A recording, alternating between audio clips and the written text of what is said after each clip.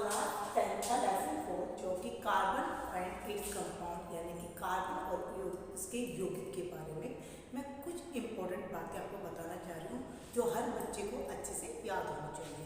सबसे पहली बात, हाइड्रोकार्बन क्या होते हैं? बेटा हाइड्रोकार्बन वो यौगिक होते हैं जिसमें कार्बन और हाइड्रोजन से मिलकर बना हुआ होता है।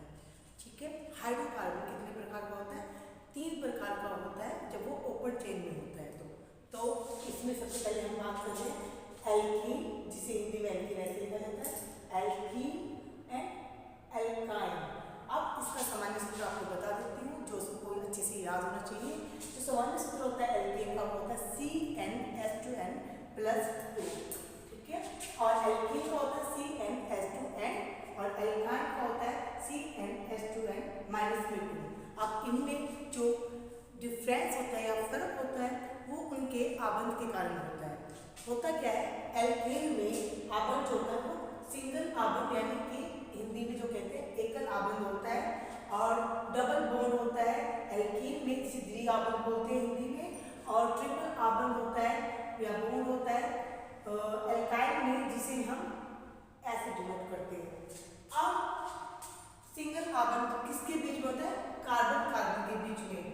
और डबल आबंध किसके बीच में होता है? किसी भी दो कार्बन कार्बन के बीच में।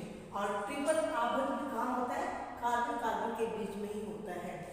अब इसे क्या कहते हैं?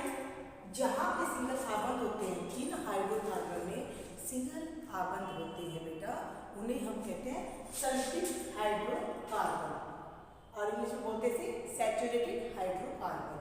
और जैसे यहाँ पे डबल बॉन्ड दिख रहा है कार्बन कार्बन के बीच में, तो ये क्या हो गया?